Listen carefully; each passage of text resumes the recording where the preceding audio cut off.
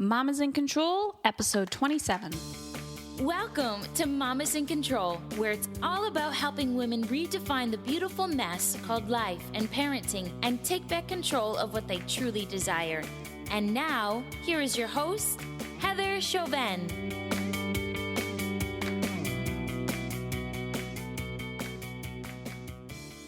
Welcome back to another show. I'm just banging these episodes out this week. This is fun. Last episode, I was talking about the ebb and flows and not settling for good, right? Going to greatness and what that means.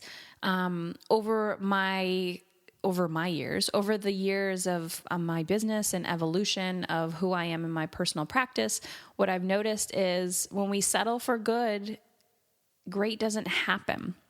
So we need to want and achieve greatness.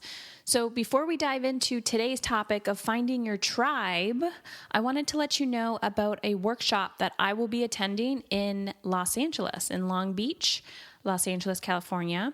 It's called Deconstructing Parenthood. It's the Conscious Way. It's with Dr. Shefali. Dr. Shefali has been appeared on Oprah. She is the author of The Conscious Parent, which is literally right on my desk. It's like my parenting Bible. It's my go-to. I love her dearly. One of the first books I've ever read where I feel like I can connect to the material, where it's not a six simple steps or a how-to guide. It's showing up in the world, right? How can we consciously parent our children by living our life and living the life that we want to live. So this is December 4th to the 6th. So if you've ever heard of The Conscious Parent or Dr. Shefali, this is where it's at. There's amazing speakers. Neil Donald Walsh is going to be there. Malinka Chopra, and I probably said her name wrong. That's Deepak Chopra's daughter. Many other speakers. It looks like a lot of fun, and I am going. I told my husband that my gut just says, Heather, go. And of course, I don't want to leave my children, but I don't know. I guess if I'm going to a parenting conference and that's okay, right? Then I don't need to feel so bad. But anywho, I like to travel. Traveling is one of my favorite things to do. And when I can surround myself with like-minded people in the same realm as me who are forward thinkers and change makers and trailblazers, then that's where I want to be. Which brings me to today's topic about finding your tribe. So yeah, going to a conference, I need to pay for flight, hotel, and the ticket. But guess what? Guess what, guys? That investment is investing in myself, and that's investing in my children, that's investing in my family, my clients, everybody. And knowing that money, right? Money is energy. So when I am fully invested, is it that I don't have the money? No. Is it that I feel guilty for spending the money? Probably. But it doesn't really matter because I want to find my tribe. And of course, I'm being realistic about my decisions and where I go. But if I say, okay, I'm going to go to 2 conferences this year or 3 conferences, picking and choosing wisely. But when I get that gut instinct of I need to be there, the thing is I will make it happen. So getting back into today's topic about finding your tribe. Tribes are really, really important. I mean, we have lost the tribe, right? We have evolved out of that. It used to be a community, a village that would raise children, and now it's kind of become an isolated practice. So when you're finding your tribe, this is a quick story. When I started this process, and I don't know if you've ever heard me say this before, but I remember I was on Facebook, and this is when I was a social worker, and there was a little ad in the bottom right-hand corner on Facebook. This is before Facebook ads were like really popular, and it said Abundant Yogi. And this was my first mentor. Her name is Chris Ward, and Abundant Yogi still exists today, and I love this woman to death, and her husband, Craig, and they've created an empire for yoga teachers. Now, I've never been a yoga teacher, but at this point, I was teaching meditation. I was teaching meditation and mindfulness for, nice train. Trains need to go by when I'm recording podcasts. Anywho, I was teaching mindfulness. And so I thought, well, I guess I'm a yogi of some sorts. I was doing yoga, things like that. But I didn't have any interest at this point in running a business, because my mindset at that point was, you need to go to business school in order to run a business. And I was like, well, I'm a social worker. I'm not a business owner. And I didn't have any interest. So I clicked on the ad. I went through her sales funnel, which was like a free video. And then I had to pay $50 for the extra free videos. And then I got on the phone with her. And this is, again, my first experience with this whole online world. I was just intrigued because she was talking about business and doing what you love, and she had ripped jeans on. And I was like, oh my gosh, this girl is cool. Like, she can wear what she wants, talk about business and doing what you love while she's wearing ripped jeans, which really just represented, be yourself and you will attract your tribe, right? You will attract people. People who don't want to talk to her because she's wearing ripped jeans won't be attracted to her, and that's okay. So I went through this funnel not really knowing what I was getting myself into. So I paid the $50 and I watched, the rest of her training, and I got a lot out of it. I was excited. I was lit up inside, like really, really excited. And I didn't know why, because I just thought there's more, right? Like, there's opportunity for growth out there. And so I got on the phone with her. And I started a program with her, which was called Passions to Profits. And it was $1,000. It was like 3 equal payments of $400 or $397 or something. And I thought, okay, that's doable. I can do that, even though I didn't have a lot of quote unquote cash at that time, meaning, I just didn't I didn't invest a lot in myself at that point. And to be honest, I wasn't fully invested in creating change in my life either. I didn't know that change was possible in the world. So it was really awesome to hang out with like-minded people who wanted to make a difference. And so what happened was, after I went through this program, I was really intrigued, and that's how I created Teach Your Kids to Meditate. So anywho, it just opened a whole new world to possibility. And so eventually I signed up for her mastermind, which at this point was probably like $10,000, which to this day, I mean, that would be a steal of a deal for a mastermind like that now.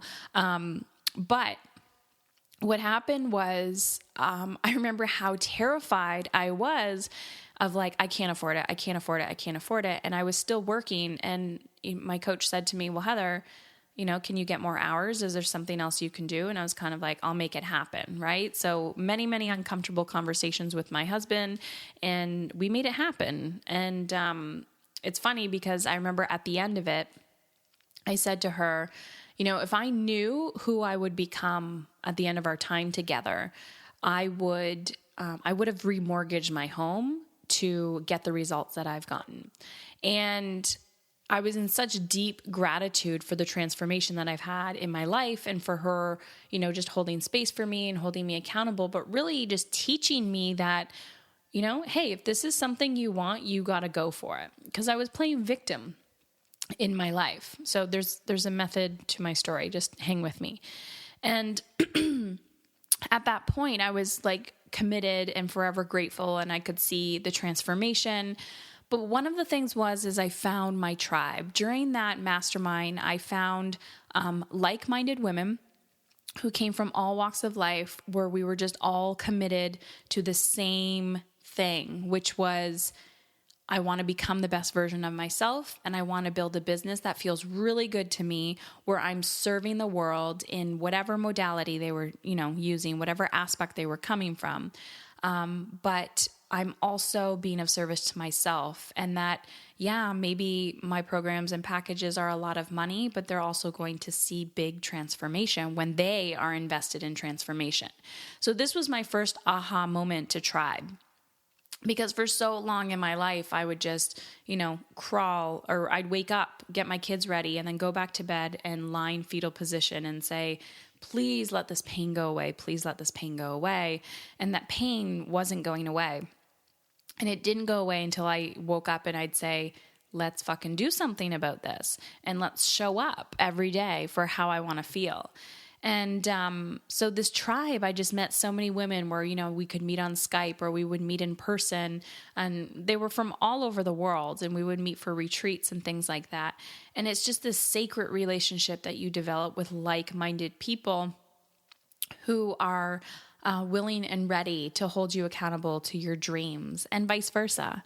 And so that's the importance of tribe. So what I often see is, people get super excited and they're like, yeah, I'm in this program or whatever. But really, you can create tribes around you at all times. So I know some of you have an idea, a deeper calling, right? Or you're dealing with a sensitive child or a child who's been diagnosed with something, or you're just feeling isolated and alone. So I want to ask you, what tribe do you want to create? So your action step for today is to kind of journal on that and get some reflection of, what tribe do I want to create? There are many, many ways that you can create tribes. One, you can join a tribe, meaning you can kind of find someone that you resonate with and jump into their community. Most likely, yes, it will be through a paid service. But knowing when you're paying, you're committed, right? And you're going to show up that way. And everybody else is committed as well. You can also find meetups. I mean, you can Google any topic you want plus meetup and see where these people are. You can also create your own meetup. I just recently launched a local meetup called Thriving Women. Why? Because I was talking to so many women, especially local women, who just feel like they want more and they don't know where to go. And they don't know, they just feel isolated and alone at home or even in their relationships or even in their 9-to-5 job, but yet they're not doing anything about it. So creating a nice meetup where you're meeting like-minded people allows you to feel like you're not alone, right? And this is where you gain resources. This is where you gain support. And this is how you can catapult yourself, because nobody does this stuff alone. I have a community behind me. I have a team behind me, and anything that I need, I know who to ask or where to go. So what is the tribe you want to be a part of? And what's stopping you from becoming that person that creates that tribe? What's stopping you from becoming that person that owns it, that asks for support, that jumps into that community? Because knowing that you're not alone, and it takes a community, it takes a village to raise a child. And knowing that if you have a deeper calling to become something or jump into something, that calling, that desire was put in you for a reason. Your activity for today is to ask yourself, who or what is the tribe that I want to be a part of, and how can I create that myself? So you're either jumping into another tribe or you're creating tribes around you to lift your community up in a bigger way. Because remember, Mama, we create what we want to be a part of. Thank you for listening to Mamas in Control. If you like this episode, please leave us a kind review on iTunes. For the full show notes from today's episode, hop on over to mamasincontrol.com.